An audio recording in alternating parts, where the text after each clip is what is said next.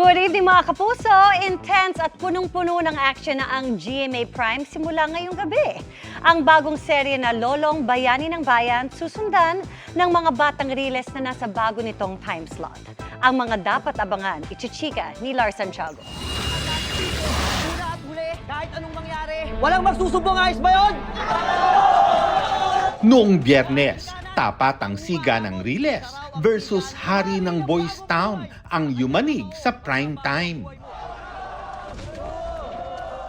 Pero si Kidlat, played by Miguel Tan Felix, mukhang mapapasabak din sa umaatikabong barkadagulan sa bagong time slot ng mga batang Riles na 8:50 p.m. simula ngayong gabi pagkatapos ng Lolong. Mapapanood kung paano babawi si Kidlat para sa nabugbog niyang kaibigan. Isa na yon. Tapos meron ding pag-uusap si Matos at Kidlat na meron siyang ibibigay na impormasyon na kagagalit talaga ni Kidlat. Maraming pangyayari kay Kulot. Anong mangyayari kay Kulot? Ang abangan nila tonight, meron akong mga isisiwalat kay Kidlat. Ang mangyayari kay Sig is mamaya mapapanood niya kung paano siya ipaglaban ng kaibigan niya na si Ipagigante. Kidlat. Higit pa sa aksyon, maaantig din daw ang damdamin ng mga manunood sa kwento ng iba pang Riles Boys. Sa madaling salita, titular, etong week na to, sobrang dami nilang aaban sa mga batang Pasabog. Riles. Maraming pasabog. Yung kwento lalong palalim ng palalim. Mamaya, ready na ako manood. May dala kaming TV dyan eh.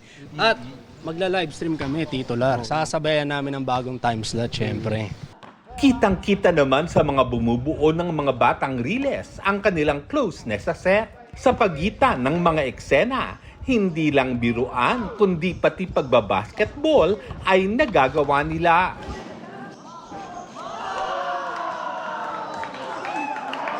Yung sa set po talaga masaya dito. They let us to play, to bond with my friends. So, ayun po, binigyan po kami ng time para mag-bonding kami sa isa't isa. Ngayon ngang back-to-back action na ang mapapanood sa GMA Prime. Lalong masaya ang Riles Boys at ipinagmamalaki ang buong GMA Prime block. Mga kapuso, sana supportan niyo po lahat ng shows na kasama sa GMA Prime. Unang-una dyan, ang Lolong, ang dambuhalang pagbabalik. Congratulations, Uru.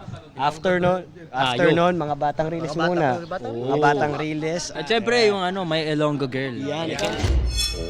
Lars Santiago, updated sa showbiz happening.